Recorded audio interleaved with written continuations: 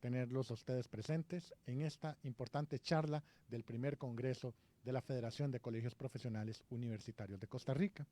Nos acompaña el licenciado William Méndez Garita, quien es abogado, politólogo y periodista, y nos trae un interesante tema. ¿Puede la inteligencia artificial acabar con la carrera de los jueces y el trabajo de ellos? Don William, esta es su casa. Gracias, compañero del Colegio de Periodistas, Emanuel Miranda. Gracias a la Federación de Colegios Profesionales Universitarios de Costa Rica por invitarme a dar esta charla que le ha sido el tema asignado al Colegio de Abogados y Abogadas de Costa Rica.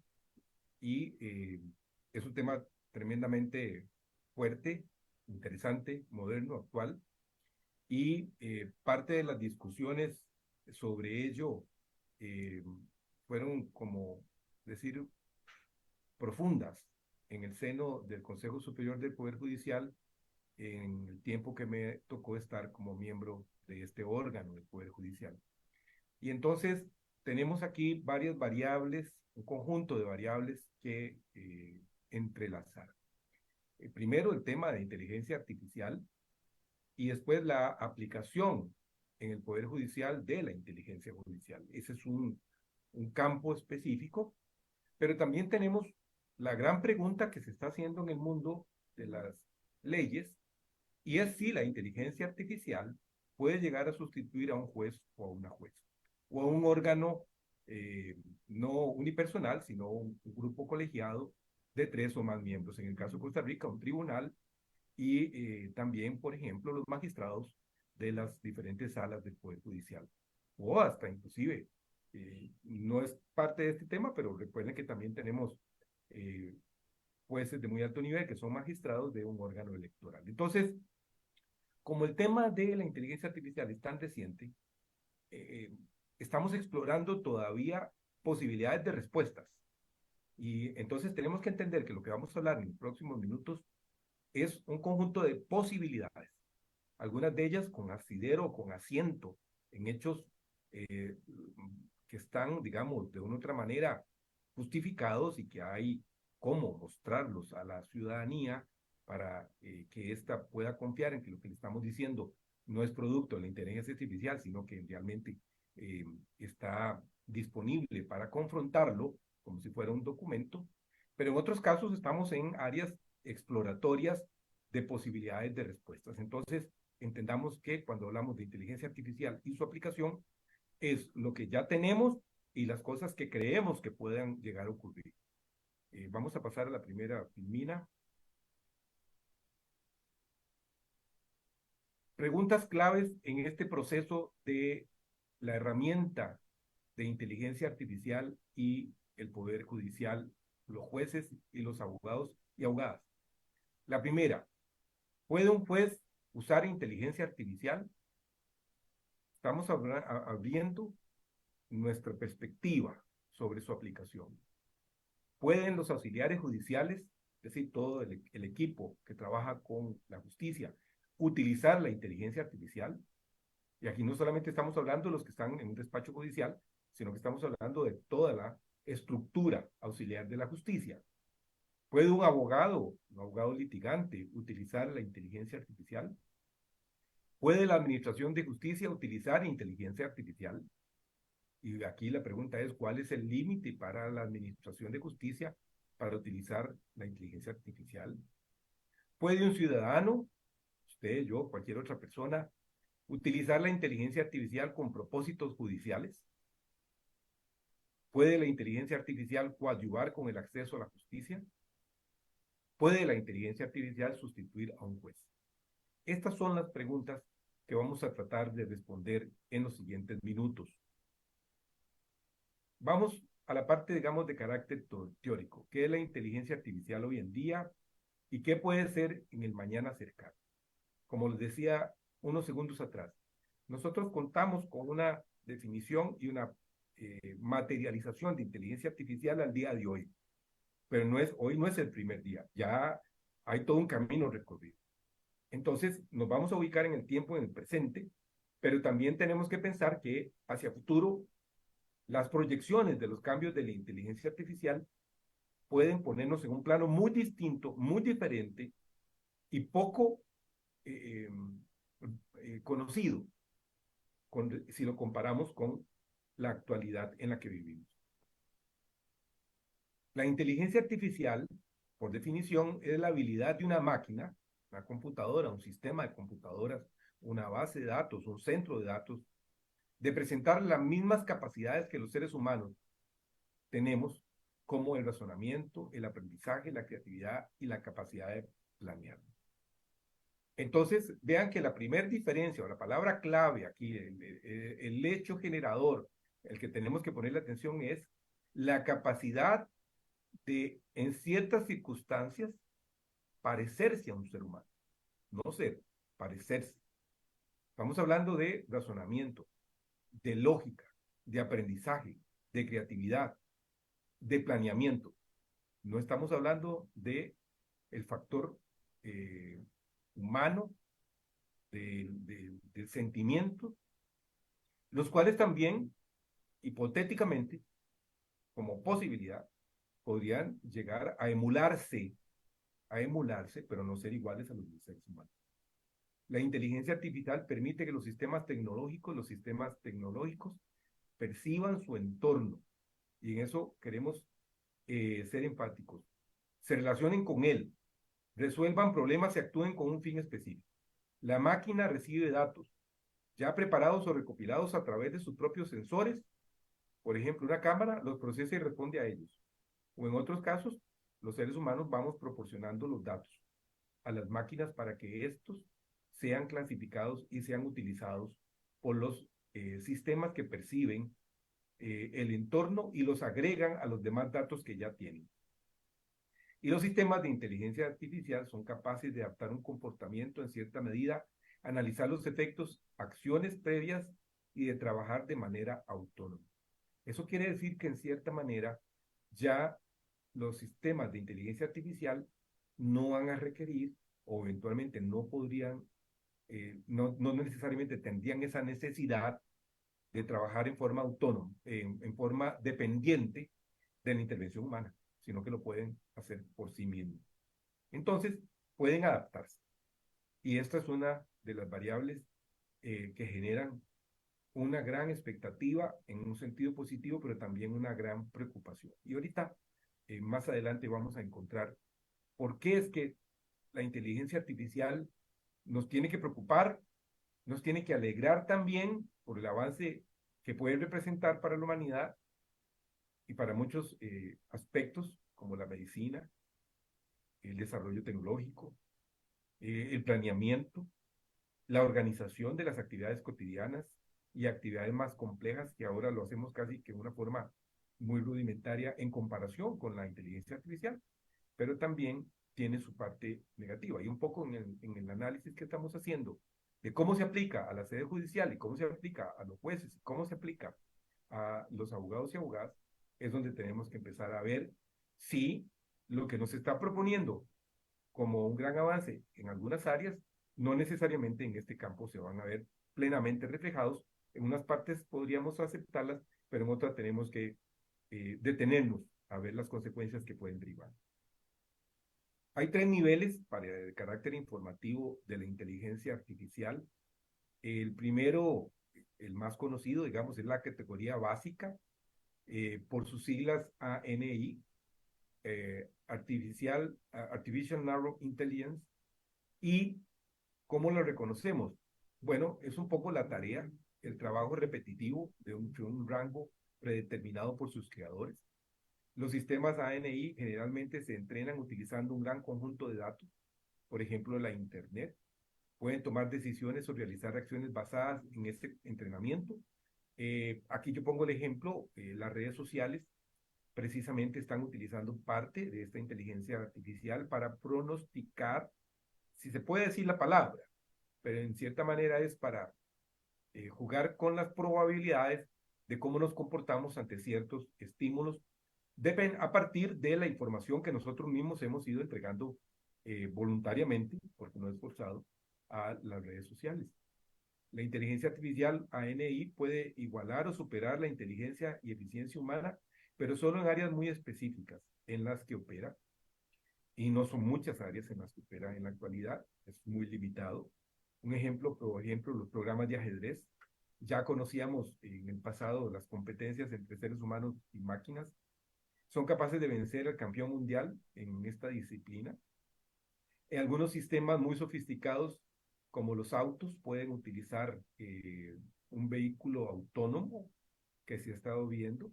Existe el conocido chat GPT, que son formas de operar con un rango predeterminado por sus programadores y en estos momentos no pueden tomar decisiones por cuenta propia.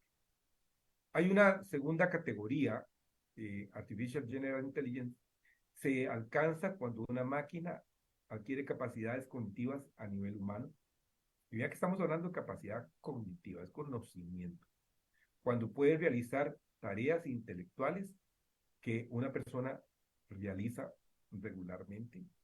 Este sistema de inteligencia compite con el ser humano, en cierta manera compite. Vamos también a ser precavidos en utilizar la palabra competencia. Profundiza, riesgos para la sociedad y la humanidad. Así se advierte en una carta abierta que ha sido firmada por varios de esas personalidades que están en la punta de lanza del desarrollo tecnológico, como los dueños de Tesla, SpaceX, Twitter, Elon Musk, entre otros. Y tenemos la superintelligence artificial, que es la preocupación de los científicos e informáticos, porque teóricamente alcanzamos un nivel no solamente complejo, sino que tal vez a perspectiva, la etapa más alta de inteligencia sintética que supera las capacidades humanas que tenemos la mayor parte de las personas. Y no solo las supera las ordinarias, sino que también a las más extraordinarias personas. La teoría es que cuando una máquina logre tener una inteligencia de este tipo, que supere a la humana, no que esté a la par, sino que la supere, su capacidad de multiplicarse es infinita, es exponencial. A través de su propio aprendizaje, que es autónomo, y en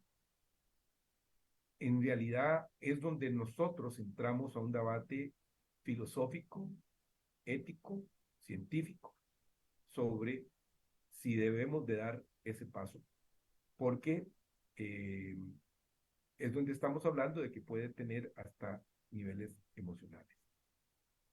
Entonces, este es un tema de profundo análisis, de profunda reflexión y de profunda discusión mundial. ¿Qué dice la CEPAL sobre la inteligencia artificial y sus posibles usos? Dice, la inteligencia artificial puede contribuir enormemente a la transformación de los modelos de desarrollo en América Latina y el Caribe para hacerlos más productivos, inclusivos y sostenibles. Pero para aprovechar sus oportunidades y minimizar sus potenciales amenazas, se requiere reflexión, visión estratégica, regulación y coordinación regional y multilateral.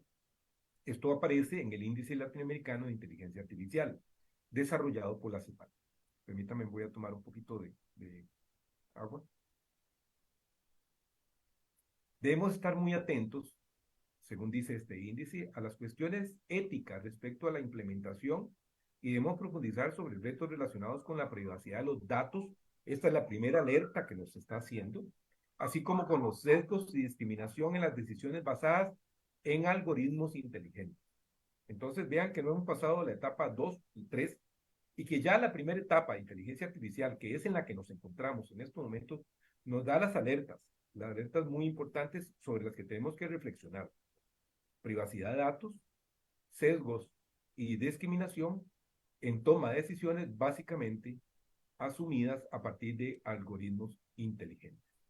Y voy a tratar de hacer un ejemplo de esto, porque puede ser utilizada la inteligencia artificial para mover voluntades de la sociedad a través de precisamente esos algoritmos. y en la multiplicación de esos algoritmos podríamos también estar generando discriminación u otras dañinas conductas, ¿verdad? Como por ejemplo la estigmatización, el daño a grupos de personas por sus características. La Oficina del Alto Comisionado de las Naciones Unidas para los Derechos Humanos emitió una declaración que nos señala lo siguiente: la inteligencia artificial debe tomar como base los derechos humanos. Tenemos derechos humanos tan importantes como, por ejemplo, la libertad de expresión, la libertad de movimiento, la no discriminación, el trato igualitario, etc. Dice también el Alto Comisionado de las Naciones Unidas que la inteligencia artificial es un sistema que puede ser utilizado en la administración de justicia, por ejemplo, en materia penal, para predecir futuros comportamientos criminales. Ya se ha demostrado que apuntalan también a la discriminación y que debilitan los derechos, incluyendo la presunción de inocencia. Y es que, como decíamos antes, el mero algoritmo generado por un sistema artificial está dejando que la Administración de Justicia permite a la Administración de Justicia obtener algunos datos, pero no que estos datos puedan tener la variable que usualmente las personas tenemos: el administrador de justicia, el juez, puede ver en la relación de los hechos y también en la persona y sus circunstancias. Entonces, podemos predecir en materia penal cuáles son las áreas penales en donde tenemos comportamientos con mayor cantidad de repeticiones y algunos de los factores que rodean a ese comportamiento antisocial. Pero si nosotros nos dejamos llevar solamente por el dato y no estamos partiendo de que la persona puede ser inocente, podríamos estar llevando a sanciones penales a personas que tal vez no deberían de tener sanción penal. Dice también el Alto Comisionado de las Naciones Unidas para los Derechos Humanos que se debe prestar atención también en el uso de la inteligencia artificial en servicios públicos y privados donde existe un riesgo de aumento de abuso de poder o de instrucciones en la privacidad, intromisiones, sí, a la privacidad de una persona. En la justicia, la aplicación de la ley, en la cuestión de migración, en la protección social o en los servicios financieros. Y vean qué importante que señala en este documento la cuestión de las migraciones, porque puede estar asociado al odio a las personas migrantes. Y si nosotros solamente nos dejamos llevar con las cifras y deshumanizamos las cifras y nos dejamos llevar por datos, entonces no estaríamos dándole el trato al ser humano como tal. Y esos datos, como lo señalaba antes, podrían estar sesgados y podrían estar siendo violatorios de derechos de las personas. Y por último, también señala el Alto Comisionado de las Naciones Unidas que tratamos de responder en este documento, dice el Alto Comisionado, dónde deberían situarse los límites de la inteligencia artificial y las tecnologías emergentes. Es una de las cuestiones más acuciantes para la sociedad, para los gobiernos y para el sector privado. Y ahorita vamos a entrar precisamente a dónde están los límites de la inteligencia artificial. Y aquí hago la pregunta para todos: ¿a dónde debemos de poner esos límites? ¿Cuáles deben ser esos límites? ¿Quién debe poner esos límites? ¿Durante qué periodo deben estar esos límites? Son límites básicamente mecánicos en función de la producción de datos, en función de la toma de decisiones, o son límites que tienen que resolver aspectos de carácter ético, precisamente como lo señala el Alto Comisionado de las Naciones Unidas, en respeto y en procura de protección de los derechos humanos. La inteligencia artificial y la administración de justicia. Tenemos en la actualidad los sistemas expertos de jurídicos, así se le conocen, SEJ. Estos llamados sistemas basados en el conocimiento constituyen la principal aplicación de la inteligencia artificial al campo de derecho y son sistemas que ayudan a la toma de decisiones de las instancias judiciales. Es importante aclarar que los sistemas expertos jurídicos ayudan a resolver problemas muy específicos. Existen dudas existen diferentes clases de problemas a resolver en las instancias judiciales. El ejercicio de la función judicial está vinculada con los procesos de pensamiento que realizan los impartidores de justicia para resolver los conflictos sometidos a su consideración, en los que convergen la ley, los hechos, las pruebas, criterios, jurisprudencia y otros. Las sentencias, por lo que se hace un apartado de considerados, son el reflejo como los jueces estructuran los insumos cognitivos que les fueron proporcionados durante el juicio para llegar a la conclusión, que finalmente los lleva a dictar una sentencia. En este sentido, las investigaciones en inteligencia artificial y de derecho se han dado a la tarea de diseñar proyectos de sistemas de computación que puedan simular los procesos de pensamiento de los jueces, con la finalidad de que estos puedan auxiliar al juzgador al momento de resolver, sin que ello implique la sustitución de la figura del impartidor de justicia. Un SEC, o sistema de expertos jurídicos, es un sistema computacional que puede planear posibles soluciones a determinados asuntos jurídicos aplicando el conocimiento experto en la materia, así como explicar sus razonamientos. En general, se ha pretendido establecer estas aplicaciones como herramientas de apoyo para los operadores de justicia con contextos tales como la asesoría o asistencia legal o la función jurisdiccional. Entonces, ya podemos ir contestando nuevas preguntas que habíamos hecho. Sí, en los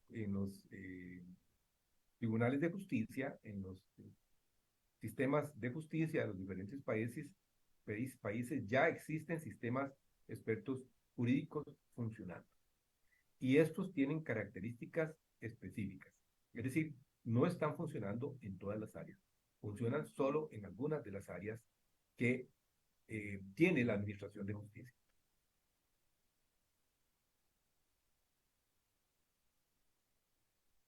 En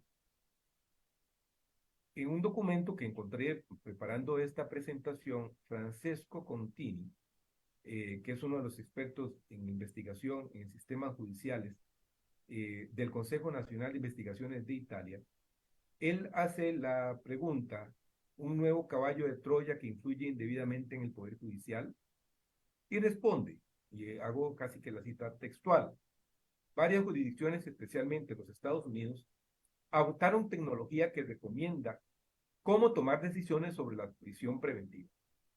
Esas aplicaciones usan algoritmos para calcular los riesgos de reincidencia y puntúa, es decir, hacen un puntaje al acusado según las probabilidades de que cometa un delito si queda en libertad. Vean qué complicado es desde la perspectiva del derecho penal que sea un algoritmo que calcule el riesgo de reincidencia de una persona. Porque si bien es cierto, se basa en experiencias anteriores que han sido acumuladas y se introducen en un sistema informático, esa probabilidad de que una persona cometa un delito es tan cierta como puede ser mentira. Dice don Francesco lo siguiente: este tipo de puntuación deja al juez en una posición incómoda. Supongamos que hay una causa en la que el juez está dispuesto a dejar en libertad al acusado en lugar de elegir la prisión preventiva, pero el puntaje identifica un riesgo alto de reincidencia. El juez debe ir contra el cálculo que evalúa el riesgo hecho por el sistema por el logaritmo. ¿Y qué ocurre si el acusado es puesto en libertad y luego comete un delito? La refutación más común a este argumento hace un foco en que los sistemas solo aprovechan los datos disponibles. Se sostiene que los métodos científicos empleados calculan el riesgo de reincidencia de una forma que es mucho más decisiva y confiable que aquellos usados por los jueces individuales. Bueno, y entonces aquí entramos técnicamente a una revisión de todo el concepto que tenemos de justicia, pero también del juez. Y la tradición del juez imparcial, objetivo, humano, es sustituida técnicamente por un algoritmo. Y si algo falla, ¿sería una culpa del algoritmo? Pregunto. ¿Sería una culpa del juez, del que cargó en la base de datos los datos y no son suficientes para una decisión acertada? ¿Quién asume la responsabilidad de lo que vaya a suceder? En la actualidad la asume el juez. ¿Ya? Entonces, este es un asunto que se vuelve crítico. Veamos en el caso de Costa Rica la aplicación en el Poder Judicial de la inteligencia artificial. Y aquí vamos a señalar dos noticias que la Oficina de Comunicación del Poder Judicial publicó en su sitio web. Dice, juzgados especializados de cobro de San José se preparan para trabajar con inteligencia artificial. La otra, Poder Judicial implementará inteligencia artificial para disminuir circulante en materia cobratoria. Y dice la misma información del Poder Judicial, la inteligencia artificial es la tipificación de los escritos que ingresan al despacho. Se incorporó al sistema informático desde hace 2 años. Esta herramienta es muy valiosa porque permite la selección por medio de sistemas de los escritos que ingresan al despacho y poder distribuirlo de conformidad con la nomenclatura. Esto ha permitido trabajar de una forma más ágil y rápida, permitiendo una celeridad procesal. Vean que aquí lo que hay es una mecanización de datos. Ingresa un formulario, el formulario es clasificado según una distribución previamente determinada y al ingresar esos datos empieza a trasladar el circulante. Pero aquí intervienen varios procesos. Uno, la parte humana, y dos, una parte, digamos, de formulario que debe ser llenado, a partir de la cual es donde entra la inteligencia artificial a funcionar. Entonces, todavía, al menos en el sistema de justicia costarricense, la inteligencia artificial no ha llegado a sufrir procesos de impartir justicia, sino que lo que está es en procesos de organización auxiliar de la justicia. ¿Puede un juez usar inteligencia artificial? Primero debe existir un manejo ético. Para ello nos remitimos a la Carta Europea sobre el uso ético de la inteligencia artificial en los sistemas judiciales y su entorno, que este es un documento disponible en las diferentes páginas que pueden ser vistas por las personas para obtenerlo.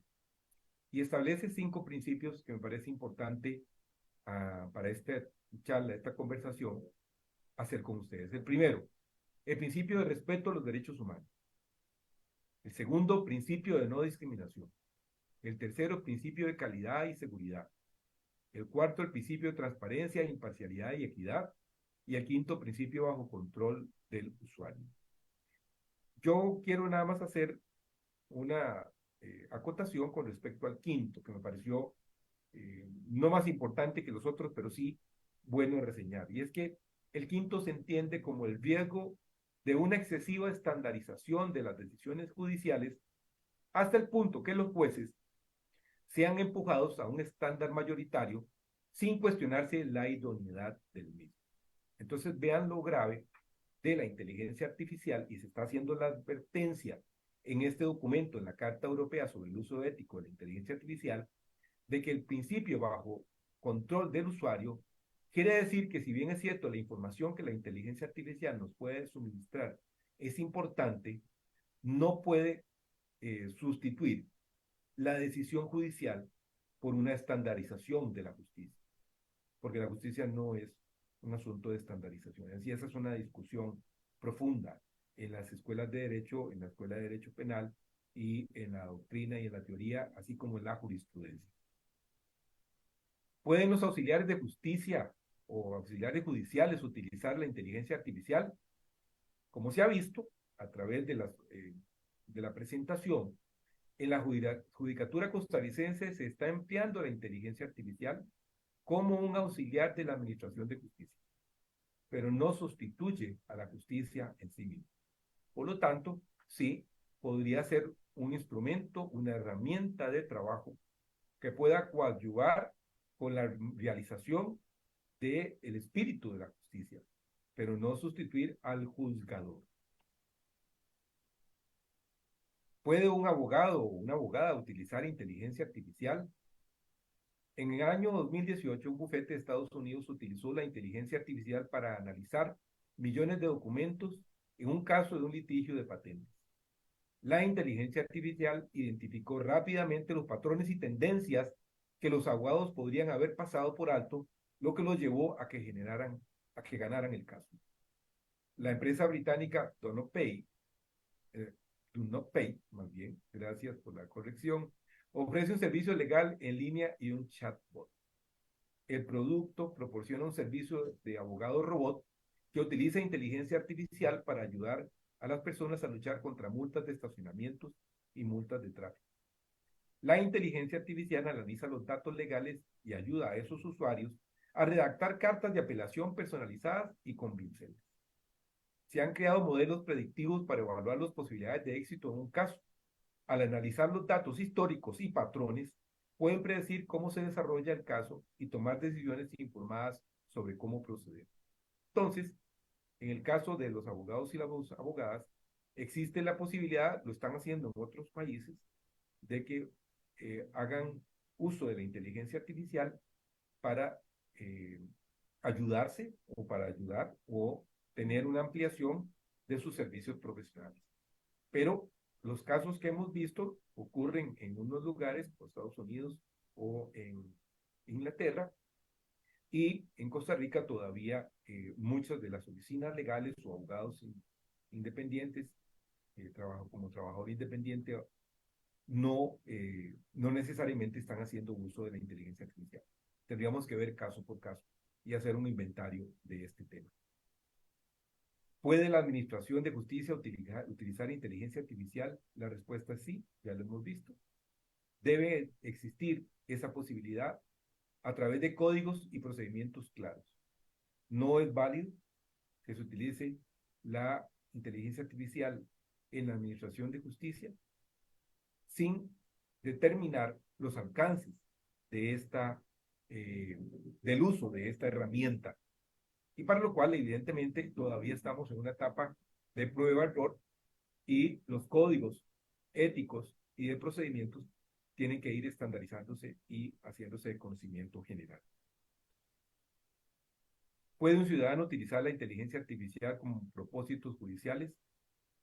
Es claro que sí puede hacerlo, porque la inteligencia artificial está disponible, es abierta, no tiene límites, por lo cual su uso es indiscriminado y está fuera del control de la Administración de Justicia. Entonces, la Administración de Justicia no tiene en estos momentos cómo verificar si el ciudadano ha utilizado inteligencia artificial para la presentación de un escrito o ha sido una creación humana.